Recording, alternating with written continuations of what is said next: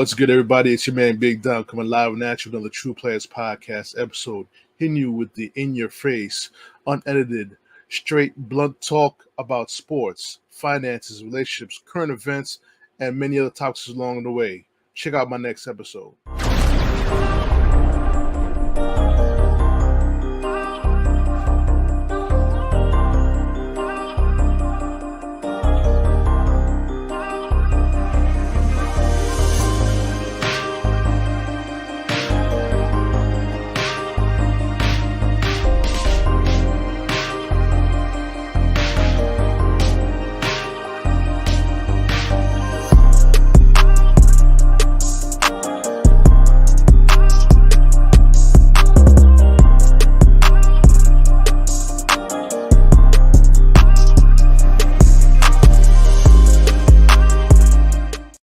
Everybody, it's man Big Dom coming live and at you another TruPlayaz Podcast episode. Actually, this is the 6-year anniversary episode.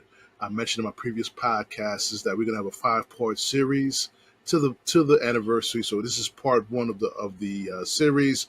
I got my guy Matthew from Jacobin Sports Show and Strick.land joining me today. We're gonna talk about some hockey. We're gonna talk about some New York Knicks news as well as New York Mets news as well. I'm just blessed to have you guys here for it's been 6 years already, going on year 7. So it's blessed to have you guys on the TruPlayaz Podcast, continuing to provide the support. And let me let Matt introduce himself to the people. Matthew Miranda, Walnut Street alum almost. And yes, as Dom said, I write about the Knicks at the Strick.land. I also have a pod of my own about sports and economics and society. Jacobin Sports Show. Dom, this show has almost lasted as long as our time at Walnut Street. That's a whole formative experience you have going on. Yes, it is. That is impressive. Thank you. That is impressive. I'm glad to have seen you. A lot of things have come and gone in 6 years. Yes. TruPlayaz is still going strong. Absolutely. Very and to think, Matt, when I saw this was an angry rant about Noah Syndergaard. That was my first episode. Well, here's what's funny. There's probably a lot of pods that started that way. But how many of them are still around today? Not as many. So Not as many. It's all about consistency and staying true to who you are. Don't let the critics distract you or throw you off your game or hurt your confidence. Because by the end of the day, you have the confidence to go on the camera, or if you do it on audio, record your audio. You had the courage to do it, and they didn't. That's the best way to go at it. But on that note, it's like I said, we're blessed to have everyone here with us. But on that note, let's talk about hockey, because I mentioned we wanted to talk about hockey. The Rangers and what they need to do to go back, if not go back to the conference finals, or at least make it to the Stanley Cup. And this is where Matt steps in, because he's the expert on hockey. I'm just a fan from afar. So I sit pretty far back too. Hockey, I'm not. Okay. I'm going to acknowledge now that I know basketball better, I know baseball better, but I do know a little hockey, and I do think there's some interesting. What's especially interesting, I think, about the Rangers going into this offseason is how much they are in similar and different positions from the other team at Madison Square Garden, which is the Knicks. Which is, the Rangers have been on a pretty good run, really, for the last 12 years. They've made a couple Stanley Cup Finals. They've made a bunch of conference finals. This year, obviously, they were, right there until they fell to Florida. The Rangers are in kind of a different position than the Knicks are. I'm just going to relate it because I think most people who will listen about the Rangers probably also know the Knicks. The Rangers are kind of fundamentally what you want.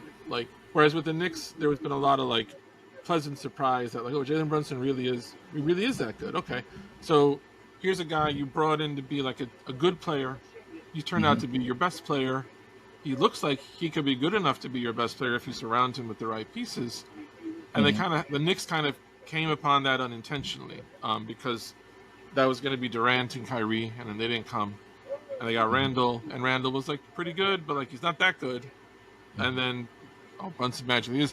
The Rangers are a little different in that the Rangers have had for years the fundamental thing that you need, which is they have a Stanley Cup goaltender in Igor Shesterkin. Like they have, you want to go back to the tradition of Richter and Lundqvist. Like he is probably better than. I don't like to compare different generations, but like Shesterkin's as good as they've had. Like he's clearly, I would say, probably one of the two best goaltenders in the league. He had a rough start to this season, but like as soon as he clicks, like he's something else. And even in the Florida series, they would have lost that series in 4 or 5 games if it was a different goalie than Shesterkin. So you have that fundamental piece there, and they also have some star players. Panarin this year, Artemi Panarin had like a legit. He had a great season. Like your star player played up to the level that you would want him to. Mika Zibanejad in the regular season had that kind of a season. I think with the Rangers, what's nice for them and similar also to the Rangers, like the Knicks have developed a lot in terms of their players continue to develop. So like Randall got there, Randall became an all-star. He didn't flatline. He kept improving. Mitch got his contract, and a lot of people were worried like Mitch can seem kind of weird. Like, is he gonna be like I'm not sure what's the word. Like, is he gonna settle now? Is he gonna he got his money, so he's not gonna? No, Mitch went out and had a career until he got hurt. He was playing career ball after that. Brunson continued to develop. DiVincenzo came and developed. Hartenstein in his time. The Knicks are really good at developing. The Rangers have and this is a funny. You may never hear this again on the air anywhere. So like, if you're listening, record this and save it for a time capsule. I have to give Jim Dolan, I think, maybe some credit here. Because a couple years ago, Jim Dolan freaked out a lot of Ranger fans because he fired John Davidson, who, if you don't follow the Rangers, John Davidson is like the Walt Frazier of the Rangers. Like, he was a tremendous goalkeeper for them in the 70s, led them to the Stanley Cup Finals, then became beloved as part of the broadcast team with Sam Rosen. Later on, he went on to do some front office work in St. Louis, but like, John Davidson is still like beloved. So to bring him back into a front office position, this is like bringing back Walt Frazier. Frazier collects a great group of young talent. Like the whole league is like, wow, you have an amazing young core. Like Oklahoma City, you got young talent everywhere. And then the owner decides, you know what, I'm firing him as the president. I'm also firing the GM because the owner admitted this. Dolan said this in an interview with the, I think it was Larry Brooks in the New York Post, that he talked to some other owners and they told him like, hey, you have all this talent. Like, it seems like you should be a little farther ahead of where you were or where you are. Like, so Dolan heard that and was like, I agree. So he fired his guys and he hired Chris Drury and he made this push toward we want to be good now. When I heard that, I lost it because I had Nick flashbacks and I was like, how many lives does this man have to ruin before he realizes I don't know anything about sports? But the Rangers made good trades. One of their biggest developments this season, particularly in the postseason, 2 years in a row, the Rangers landed the first and the second pick in the draft, and they drafted Alex Lafreniere and Kaapo Kakko. Kakko's been more like up and down, but Lafreniere this year, especially in the playoffs, looked like, okay, like this is the guy you drafted number 1. This is the guy you drafted to be like a stud, and he didn't play a lot. He didn't play, especially in the playoffs. He didn't play as much on the power play as you would like, or during the regular season, because they had so many top-level guys. But the fact that Lafreniere had the production he did, despite mostly playing 5-on-5, is a really encouraging sign. That tells you, like, okay, next year we got to bump this guy up to the special teams because he's that good. So they go into an offseason where they're not done, and I think they want to try more things, and we can talk about the Jacob Trouba story because that's a huge controversy in a lot of ways, but they clearly have decided, like, I think correctly, we are a Stanley Cup contender. The only result next year that really is going to satisfy is to win the cup. We need to add what kind of hurt them in the playoffs was, I felt, a lot of their top line guys didn't perform at the level of top line guys. And that can happen, but like if you're at a point of we got to win, like we're Stanley Cup or bust, you've got to bring in a higher caliber of player that you know, like just like in basketball, like there are players like Randall at this point. I've defended him, but like it's fair to say to this point, Randall has been a dominant regular season player. We haven't seen that in the postseason. Whereas someone like Brunson, you've seen Brunson he's shown he can do it all. The Rangers have some guys, I would say Lafreniere, Panarin to some extent, certainly Shesterkin. Those are guys who, like, they will be there. Any game, regular season, first round, conference finals, Stanley Cup Finals, they will show up. But there are some other guys, Zibanejad had it very much so this year. There are other guys where we like you a lot, and you need guys to get you through 80 games. But they need, I think, one more, and they're trying to do it. They need one more, like, okay, check mark, we know that guy's going to show up.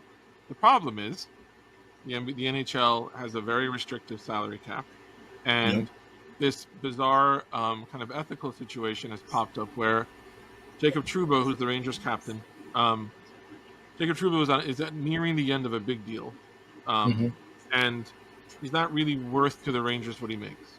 So they want to use that money to get a more impactful player.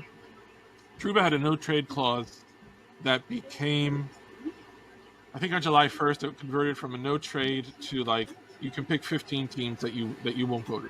Like, half the league you can cancel out. So the Rangers, it's smart, but not technically. The Rangers asked Trouba to give him his list of teams before it was due.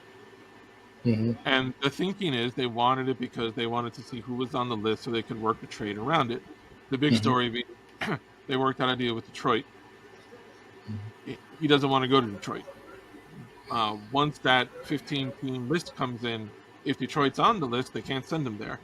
So the controversy is basically, and this has been an issue in the Rangers locker room, and it already happened earlier. Oh, who was it? It already happened earlier this offseason with another player who they traded. The name will come to me later. But there was someone else this offseason that the Rangers, and this is the opposite of the Knicks. The Knicks have gotten praise when they have moved people. They've tended to move them places where they want to go. Like, RJ didn't want to leave New York, but RJ, Toronto's home. So, like, they sent him somewhere he was happy. When there was talk about trading Mitchell Robinson, a lot of it, a few weeks ago, centered on the Pelicans because Mitch is from Louisiana. So, if you're going to trade people, you still want to have good you want the rest of the league to see, all right, that organization did right by him, even though they traded him. IQ got traded, but he got traded somewhere where they knew they love you, they need you, they're going to give you that money. The Rangers are doing this thing where, like, it's kind of normal sports. They're trading people wherever they can to clear cap room. But the problem is some of these players don't want to be traded where they're going, or in some cases, like Trouba, they don't want to go, period. And Trouba can say, and he has said it, like, we signed this agreement. It's my right not to be sent somewhere. He understands the Rangers want to send him to Detroit. But he doesn't want to go there. And now that you're risking, like, not only are you risking, are you going to now get stuck with this guy who knows you don't really want him there, but also there's talk of, like, the locker room sees what's going on. This is your captain. If you'll treat him way, and Jacob Trouba is a veteran, he's a long-time veteran. So if you'll treat him this way, who won't you treat this way? So they're in a very good position, I think, in terms of a nice roster. They had a very successful transition to Peter Laviolette, who was not a popular hire among a lot of the fans, but really, like, there's nothing to complain about. He did a wonderful, wonderful job with everything. A lot of things are in place, but now you have this rather, I think, large question of chemistry matters. Like, if Jacob Trouba is not happy next year for 6 months, that's gonna, you don't want that. So it's hard to imagine, it's hard to predict, where this will be. I think until you see some, not just a decision on the Trouba, but, like, and this will fall to Laviolette and maybe the front office or Chris Drury. Now you got to make this guy understand if he does have to stay, how do you win him back? Because he's not, it's been in the papers. It's come out now, and the Troubas have mentioned it, that, like, Jacob Trouba's wife just finished, I think, she works in the medical field, a doctor or something where it's important for her to, like stay where she is so she can finish her residency, she can, like, get a job. And the Rangers don't have to care, but, like, the Troubas don't owe the Rangers more than the Rangers owe them. Like, he doesn't have to leave, and his family doesn't want to leave. I think it's a tricky situation. I'm very curious to see, because Chris Drury, unlike when you think of the Knicks, like, Leon Rose is very, he has this reputation of, like, it's kind of this Godfather guy. Like, Mm-hmm. he gets people stay. They stay for good deals, like deals that are very team friendly. Whatever Leon Rose is doing, he seems to have everyone in agreement with him. This is the first real stance with Chris Drury of, okay, like if you're going to draw a line in the sand and alienate your captain, Mm-hmm. you better come out. You better come out on the other side of this with something really good, because this could be the kind of thing that a year from now people are like, "What was that?" Mm-hmm. You know. So we'll still have to see with the Rangers what happens with Trouba, what happens with their ability to make a little more cap room, because I think they do want to add another probably top 6 player if they can. But we'll have to see. It's impossible to say right now what will even be available to them. Got you. But they struggle with Florida because I believe I'm trying to remember, it was the power play. They didn't get enough power plays to score, and that was an issue that caused them to lose. Now, granted, the Panthers were the better team, but you just, as a New Yorker, you just want them to at least be in a position to compete for the Stanley Cup. I thought they could have been the Oilers as well. You never know. Really, you really don't know. But like I said, as long as they add that one big superstar um, frontline player, I feel they're gonna advance more deep into the playoffs than they did this season. But most importantly, chemistry. Mm-hmm. If you keep if you keep um, if you keep the captain and he's disgruntled, how you gonna navigate that through the chemistry? Yeah, the That's trick, to key. be fair to Trouba, these are all grown people in a very competitive field, and Trouba using leverage is not any different than teams using leverage. Trouba has not played up to what he makes. Mm-hmm. I don't begrudge the man. It's his money. It's his guarantee. He doesn't owe anyone an apology. But the truth is, they wouldn't be trying to trade their captain if their captain was playing like someone worth like an $8 million a year salary, which he hasn't done. Right. Trouba in the playoffs, I mean, I don't think this is fair to him completely, but like he has, he basically this year among opposing fans has basically earned the reputation of like he's a headhunter. Mm-hmm. Now, hockey's kind of a different ethical area in terms of what's accepted and what isn't, as far as violence and as far as the roles that people play. Matt Rempe this year became like a Ranger folk hero. Basically, he Mm-hmm. played well, but also he beat the crap out of people. Mm-hmm. And it's the sport where you can say, you can argue like, yeah, that's what we need. But with Mm-hmm. Trouba, even as a Ranger fan, there were shots he did. One, I can't remember who it was against in the second round against was that Carolina? He took a cheap shot, like a cheap headshot, like a real just a dirty move. Mm-hmm.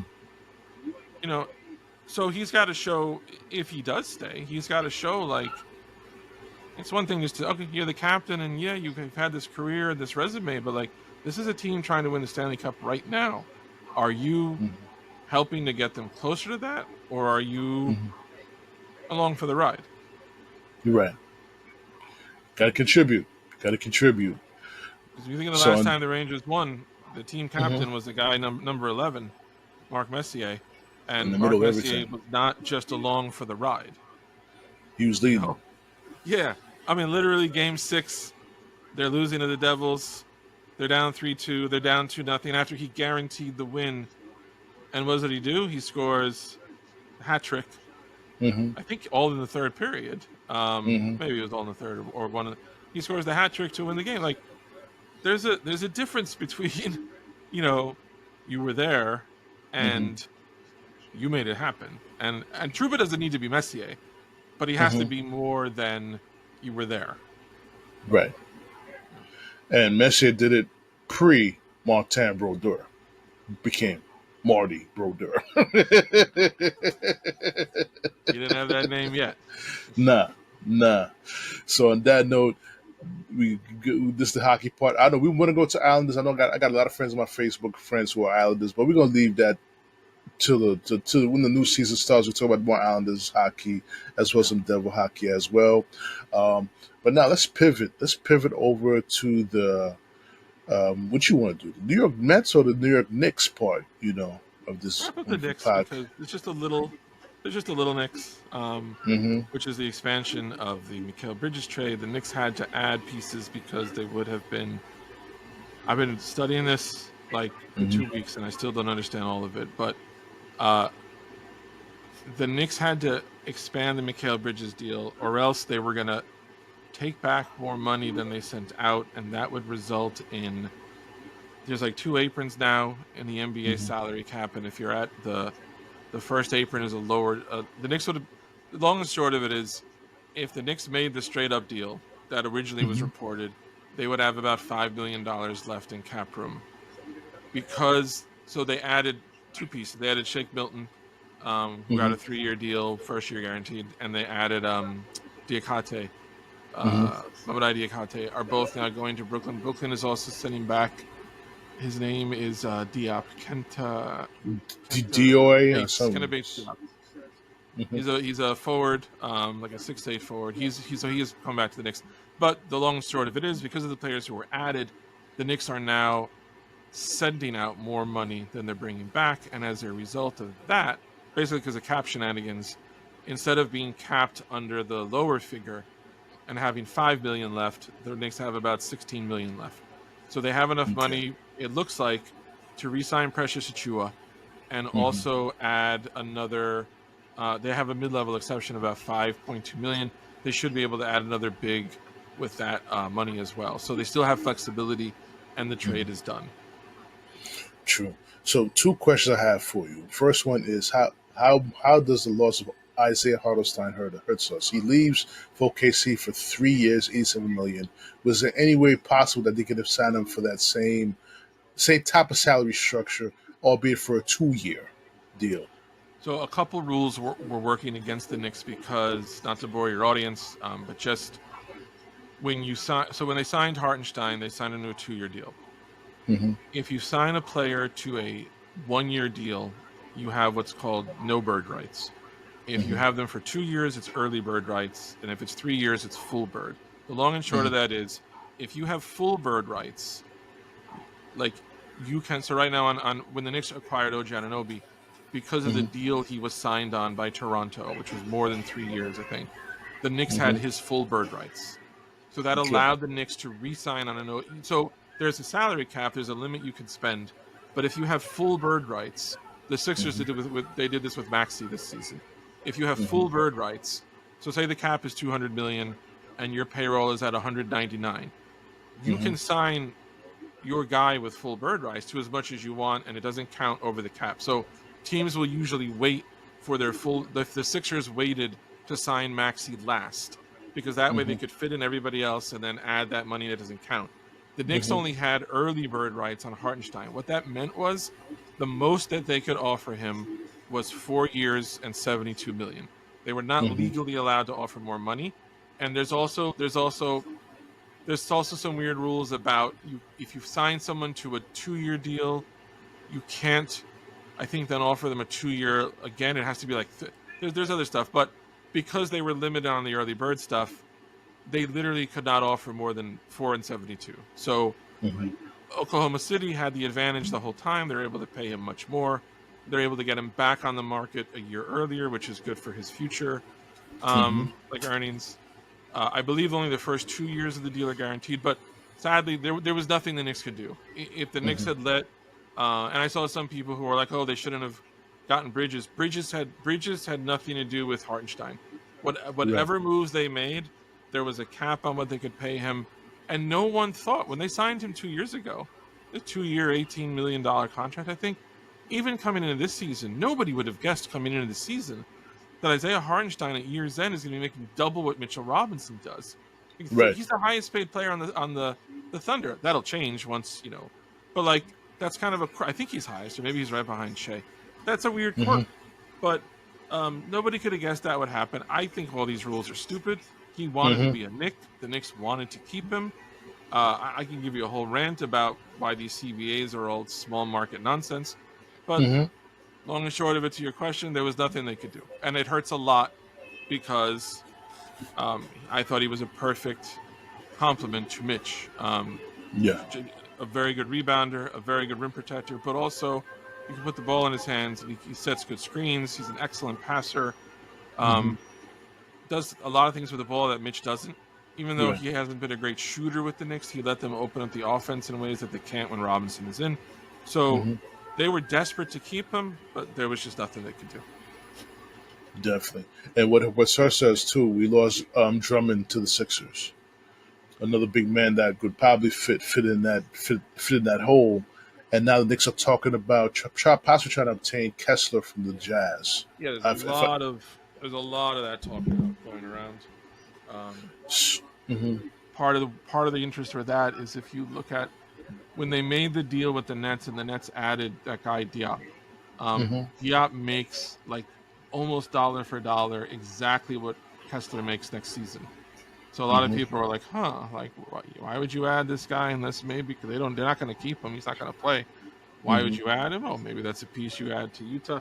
The only concern, and I think Kessler would be great for a Thibodeau team. He gives them what they want. He's much more like Mitch. He's not like Hartenstein. He's not a great passer. He's not a shooter, but he's a hell of a shot blocker. He's a great rebounder. He's very young.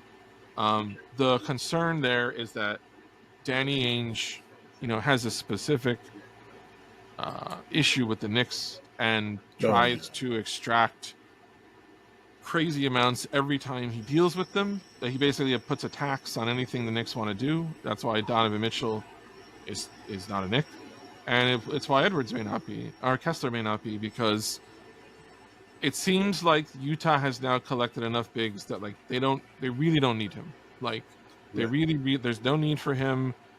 It's obvious they're shopping him. The Knicks can probably give them a lot of what they want, but it'll come down to. But like you're saying with Drummond, most of the better free agent options left before the Knicks had all this stuff squared away with the Bridges deal. So they kind of got shut out on some of the free agents. But I have a feeling that this front office seems very prepared for like all possibilities.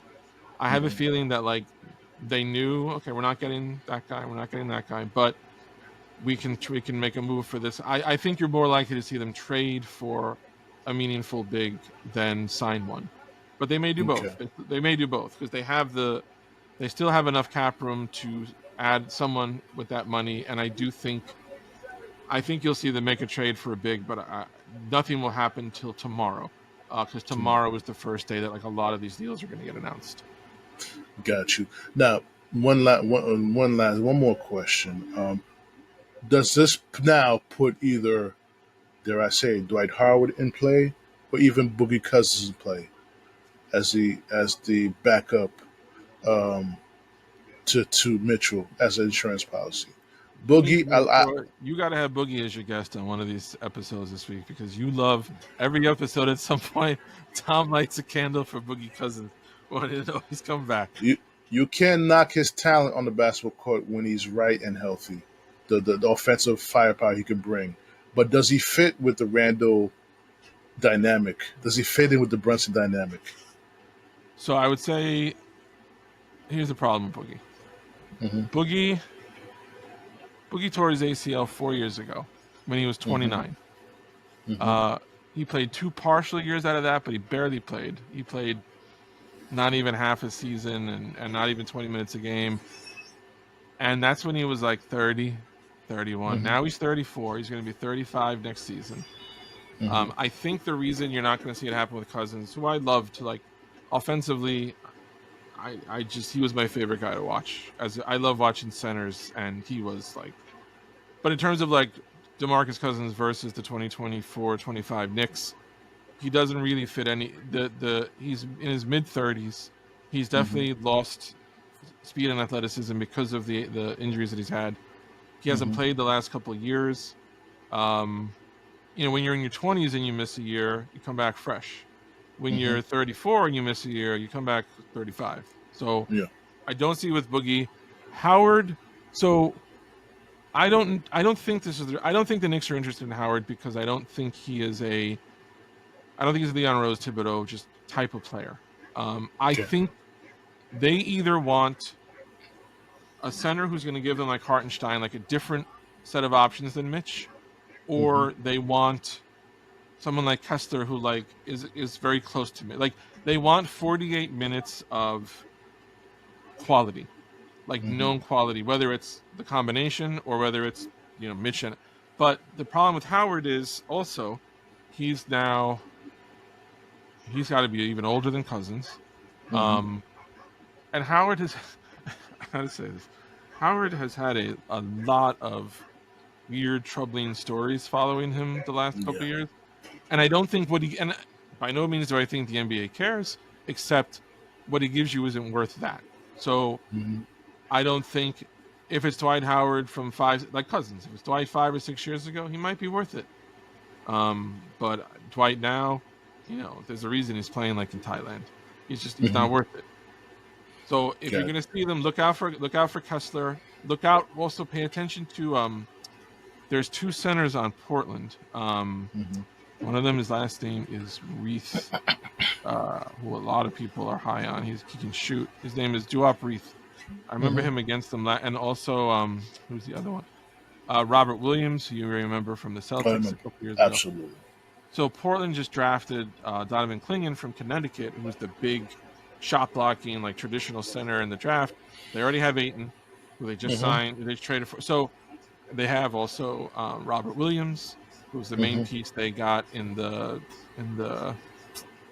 Drew Holiday trade. The Drew Holiday. They have like 5 centers. They don't need 5 centers. They're going to look to move somebody. There is talk that they may try Clingan and Ayton together, which I think is a disaster, but not my problem. If it frees up Reith or if it frees up, look for that. Tomorrow, I would say this weekend, there's a better chance than not that the Knicks will make whatever move they're going to make. It's going to happen probably the next couple of days. Got you. Before we segue to the Mets, at least we got Mikal Bridges on board. There's been a few podcasters popular podcasters who did not want this guy. Paul Pierce particularly felt that Knicks should have swung for a superstar. But his former teammate Kevin Garnett loves the trade. He's been advocating for this trade for Mikal Bridges.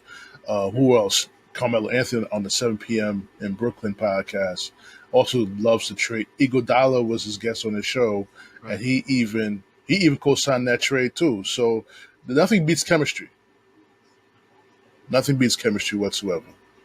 So that's the way you have to look at things and go from there. It's funny to me that it was Melo and Iguodala together. Also, Paul Pierce, the next time he says something intelligent will be the first time that he says something intelligent. But Melo, I'm actually writing a piece right now for the Strick.land about specifically why I'm so excited about this trade.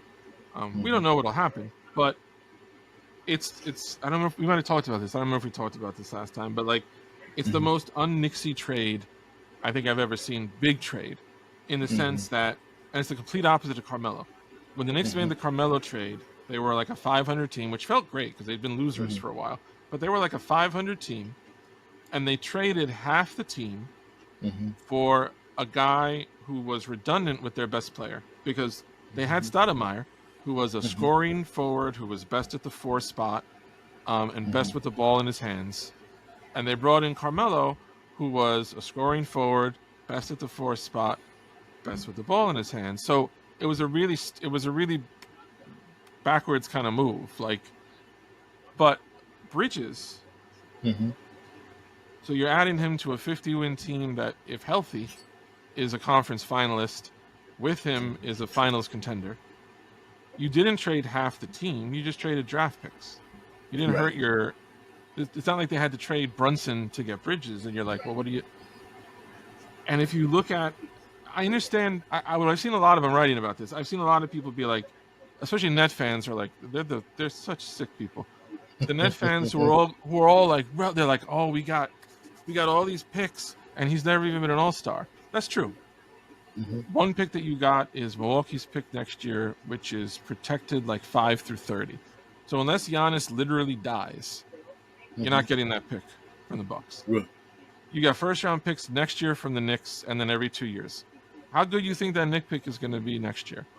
How good you think that Knick pick is going to be in 3 years? So even if this era all goes wrong and by 2029 the Knicks suck, That's 5 years from now, and that probably won't happen. And on top of all that, yeah, Mikal Bridges has never been an all-star. When he was in Phoenix, they didn't ask him to be an all-star.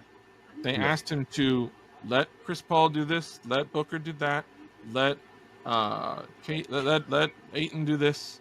And then when they brought him to Brooklyn, they said, all right, we want you to be an all-star, but we have nothing but garbage around you. He's finally in a situation where the Knicks need exactly what he does. We need you to defend, which he does. We don't need you to be our leading scorer like Brooklyn did. We need you more like in Phoenix to be like third, fourth guy for us. We need you to be healthy, which that's his thing. He hasn't missed a game since high school. And this is going to be the center of the story that I'm writing.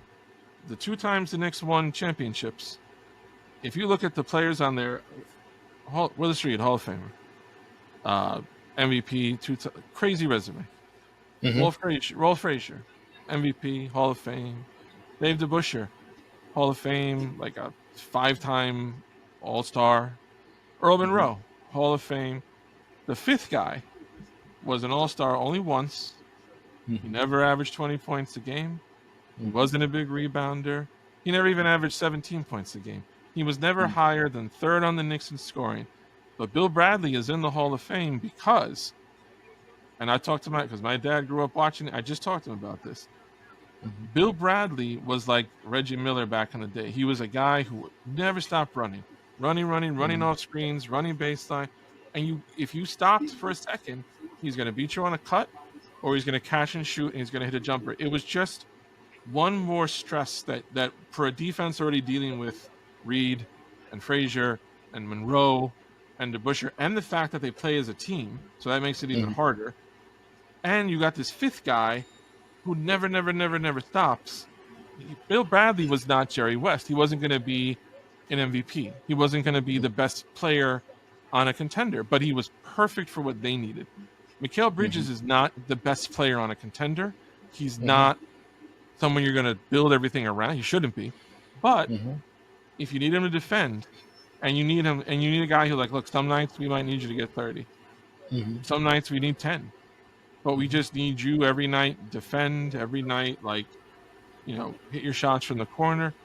That's what they need him to do. And like if you remember the most infuriating thing about watching the old Phil Jackson Bulls was they had all these players who I thought they sucked. But like John Paxson, BJ Armstrong, they would just stand behind the 3-point line. They would get a kick out. They would get an open shot. And whenever they would make one, I was a kid, so I was not, I'd be like, man, F this guy. He can't even play. He just stands there. But like, he's doing his job. And it's not his fault that his team put him in a position of, look, we just need you to do this. When Iguodala went to Golden State, Iguodala was drafted by Philadelphia to like pair with Iverson, and he was going to be the successor. He's not that guy. He wasn't going to score you 25. That wasn't his game. But you saw when he went to Denver and then especially Golden State. And you could just let him focus on defend, be like the 3rd option. He was Finals MVP when they won the first one. So Bridges I find very similar to kind of an Iguodala or a Bill Bradley. We don't need you to be the best. Like, we don't need that. We just need you to be the best role player that you are, and the rest. So people say whatever they want. I believe this is just unconscious. This is the Knick hating that happens whenever the Knicks are good. The whole country goes into a crying fit. They don't like it because New Yorkers are everywhere. They make every arena sound like MSG. They made Philadelphia sound like it in the playoffs. Boston knows they're coming. So cry all you want, but like, this made much more sense than making the same deal for Donovan Mitchell when you already have Brunson and you don't need the things that Mitchell does, but you need what Bridges does. And then think about this. Now that you have Bridges, Hart and DiVincenzo in the playoffs were like their 2nd and 3rd, like, most important players. They're both on the bench now. That's how deep you are. That's a team that can win a title. Yes. I've been totally agreeing with you, and we just hope the coach utilizes his full bench. I mean, that was a big issue with me. I felt he didn't go to Alec Brooks in time in the Philadelphia series or the Indiana series. That was a big thing, and just finding ways to cheat off minutes for Brunson and Hart and DiFrancesco, he didn't do a good job of that. But hopefully this season he'll do a better job of that, of just cheating some off the minutes. fact that they got to keep McBride in the deal, there was Big many time. people thinking that, like, oh, they're going to have to trade Deuce. I never thought they would want to. And No. now if they can get Achua and Kessler or one more big, I think they're a very, very, very dangerous team for Boston next year. You got a team that out of their rotation of 8 or 9 players, seven of them can play top-notch defense. That's a scary thing to have. Yeah, and if you look now, when you look as a fit, 2 years ago, like, we know Brunson's good, we know Randle's good, and we know what Mitch as a center gives you what you need. Not even 2 years ago, sorry. 1 year ago right now, their wings were RJ and Quentin Grimes. Now those wings are OG and Bridges. That is an enormous difference in terms of defense, in terms of size, in terms of shooting, in terms of shot creation. Like, OG and Bridges are like all defense, borderline all-stars. That's an enormous difference from RJ Barrett and Quentin Grimes, who I like both of them. But, like, it's very exciting. That's what you have now. Now when you look at the starting lineup, so you've got Mitchell Robinson might be their third best defensive player, which is crazy when you think about it. But you have 3 all-defense level players in Bridges, OG, and Mitch, and you have 2 all-NBA scorers in Randle and Brunson. OG and Bridges are both like 40% corner 3 shooters. Like, when you think as a fit, and you're like, how do we put this together? Like, that's no joke, man. You know who I think, before we segue over to the Mets, a low-key addition to the coaching staff was Maurice Cheeks. Maurice Cheeks, once a Nick. Yes. I think he's going to bring some different offensive ideas to the table with the team, with the roster they got right now. I believe he's going to bring some different offensive ideas to the table. Long time coach. He's a Hall of Famer. He has a great mind for the game. He's respected by a lot of players who played under him.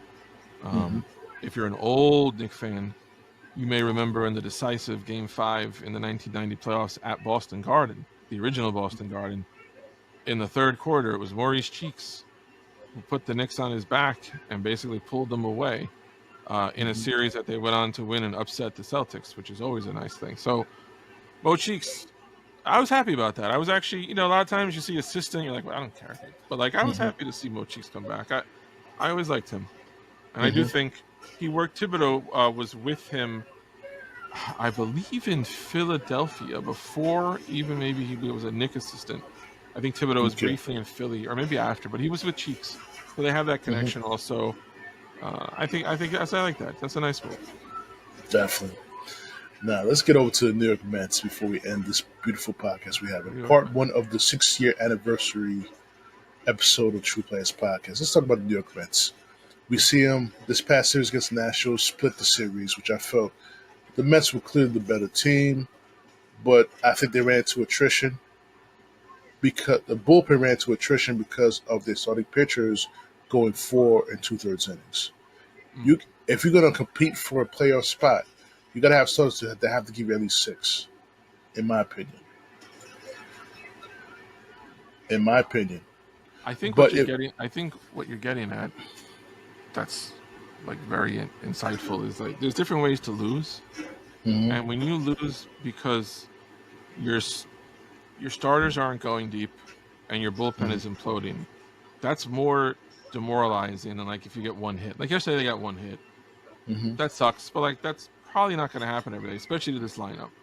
But your starters don't go deep, so your bullpen has to pitch more, which you know is bad for the bullpen. Bullpen starts blowing games. The starters now feel more pressure because I got to get to the 6th or 7th inning. But now, instead of just letting the game come, they're trying to compensate. They might be overthrowing. They start trying to strike people out instead. Like, the bullpen is absolutely the biggest weight right now, like holding this team back from what looks like a lot of other parts of the team are ready to make a big run. This Yeah. offense this is an offense. This is a real offense. Yes, it is. If Senga is back and Senga so far progressing well, is supposed to pitch tonight in AAA at Syracuse between him and Scott, who mostly has looked good. Your starters are not terrible. Peterson was good in his last start. I think Tyler McGill was too. But like, it's the bullpen, and it's been everything this year. It's been Diaz looks terrible, and then Diaz is good, but he's suspended, and then someone gets hurt or Dykeman comes in. Like, yeah, they gotta. I don't know what you do. I don't know what the move is. I don't know how you do it. I don't know if it's as simple as you get Senga, so now you throw someone into the bullpen maybe who isn't there now who can help your depth, and then if Diaz can come back, and he was looking pretty good. I think maybe his last 2 games before the suspension, but you never know how people bounce back from suspension either. Exactly. Do you think in 3 months are the Mets in the playoffs or no? Yes. Because of the offense, or because do you think they've made moves, or do you think they've pretty much stuck with what they have? Remember, keep in mind one thing: Starling Marte is on the injured list, and he was raking. Yes, he was. So you bring him back to the frame, you add another dimension that just makes that lineup a whole lot longer. Now I'm gonna tell you this, man, straight up. If this team is going to be a top team in the National League, which it can be on the offensive side of the field, you're going to need a big bat in the corner, one of the corner outfield positions. You're going to need a big bat in the corner outfield positions. Maybe the guy you have to trade is Jeff McNeil to get that big time corner bat. He seems to be the most easily, like, if someone's got to get thrown overboard, it's probably going to be him. Because keep in mind, you got Luis Acuna, who's raking down the minor leagues. Ronnie Mauricio is coming back from injury, and we already saw what he could do when healthy. The way he's played, yeah. Iglesias has been great. Iglesias has been great. He even got his song OMG, performing it. He's so good he has time for a second career. Exactly. I mean, they have so much. Hasn't given up third base either. Doesn't look like it. This is the issue. Holding on. Viento's going to hold on to that third base position. I think JD Martinez has earned him a second year with the Mets in the DH slot. Yeah, if he wants it, he's back. Yeah. Now, if the Mets somehow now you sign Juansoto next season, this team is going to be dangerous.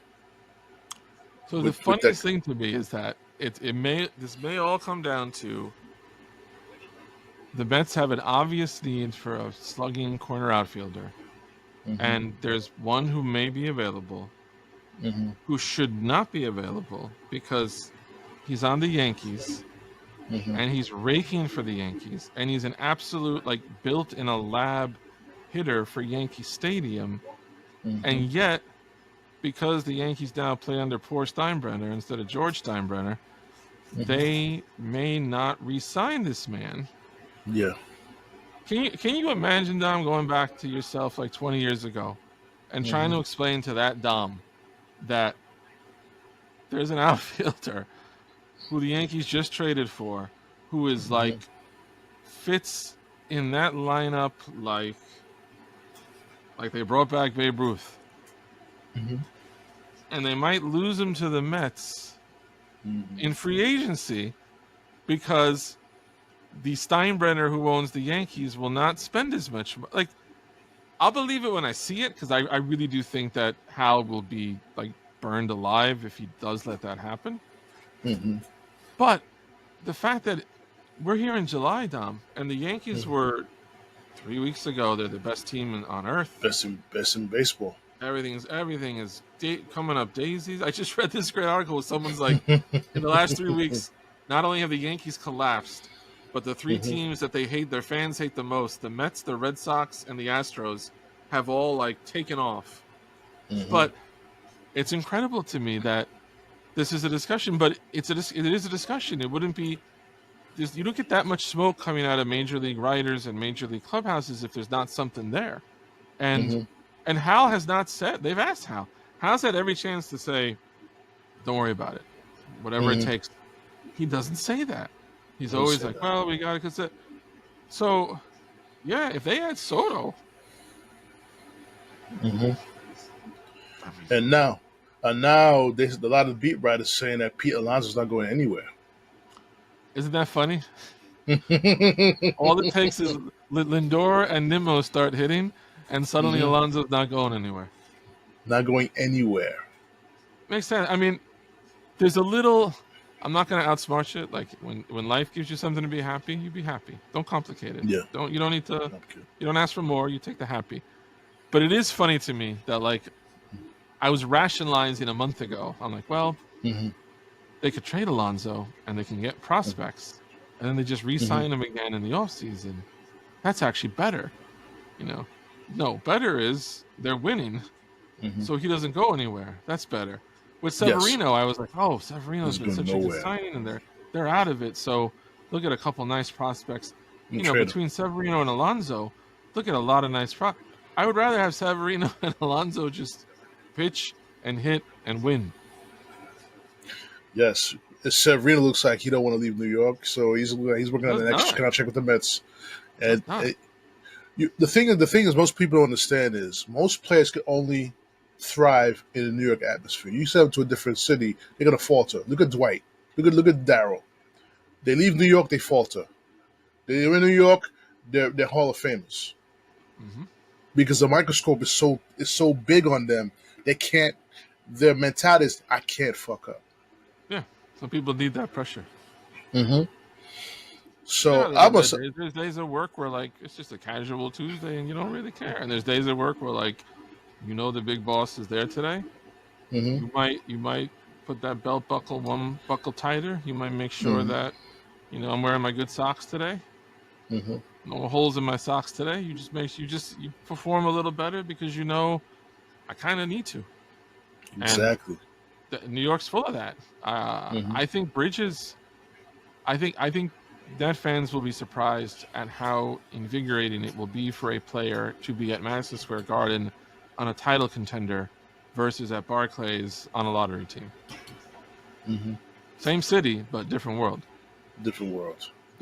I'm gonna say this. The next, I'm being greedy now for the New York Mets. I'm being greedy. Be greedy. I know this guy comes with a lot of baggage. Your owner can afford whoever it is. But he'll be of help of that starting rotation if they pull that trigger. In which some beat writers have mentioned that now. Trevor Bauer. I don't know what that does for team chemistry. That's what I worry about most. But you can't deny his talent and what he can bring to that team. Let me throw a couple counters out to a couple things to consider. We got a little bit left, a little bit of time left, but two Trevor Bauer thoughts. One, he is not universally beloved within baseball. Okay, this isn't just like he's talented and and a lot of players have defended him because he's one of their own. But like as a person, this is kind of a controversial figure, even among baseball players. He's a dick. Like to put it simply, we spent a lot of time around baseball. I taught at a college. I had D1 athletes in baseball, in basketball, in football. I can tell you, not a surprise, the biggest a-holes were always the baseball. Baseball players are dicks. A lot of them are dicks. This is true. But he's like, among baseball players even, he's like a royal asshole. And we may have talked about this once, but I do think this matters. And I think it especially matters to these Mets. These Mets under this owner, who's only been in power now about maybe 4 years? 3-4 years? 3-4 years, yeah. Maybe 3-4 years. Let's say 4 years. He's had a terrible, terrible, terrible record of hiring people who have had to be fired for specifically sexual harassment or sexual inappropriate. And not just with the Mets. Steve Cohen's hedge fund company, it's like 0.72 or whatever, had to pay out I believe the largest penalty ever for a company for sexual harassment. So you can't be that. Have your first GM get fired because he sends 100 unwanted voicemails and text mails to a female reporter, and then have your next guy get arrested unconscious at a red light because he's drunk.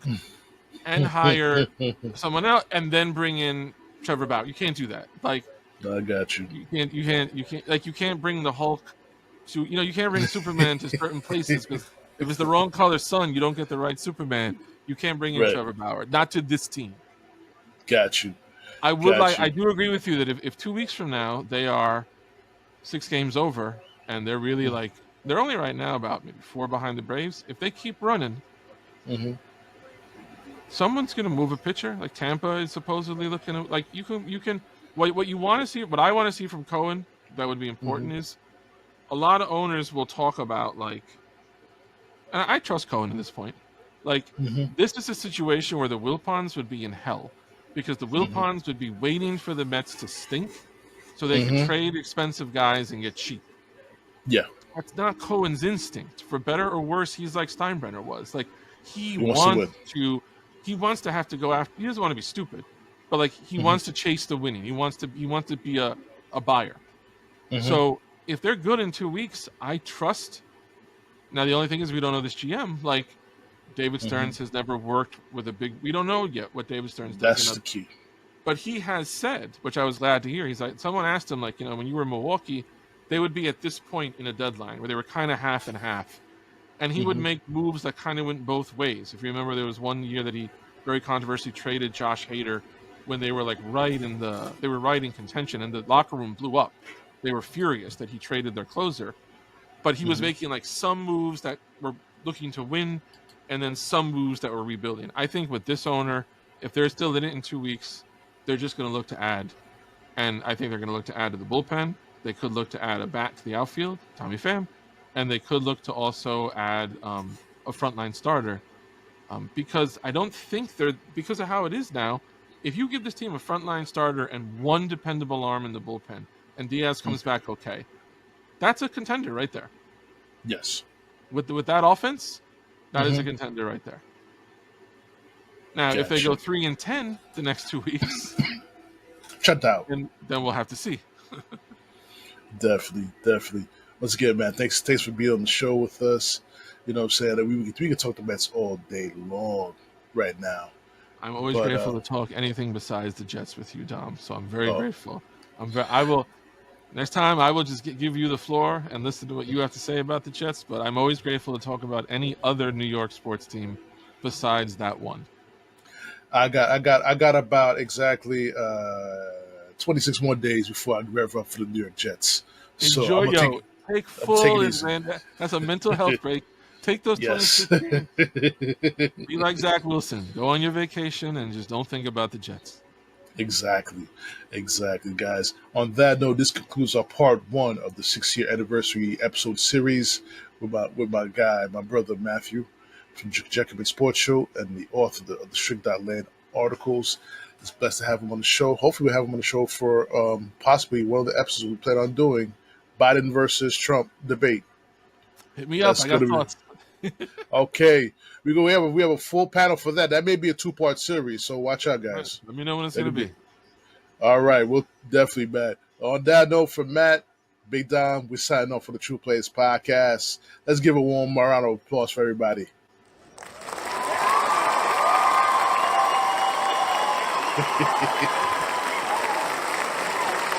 Our lovely studio crowd.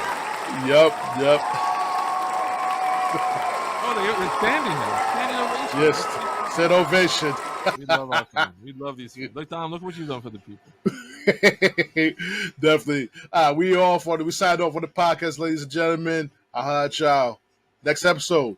Peace.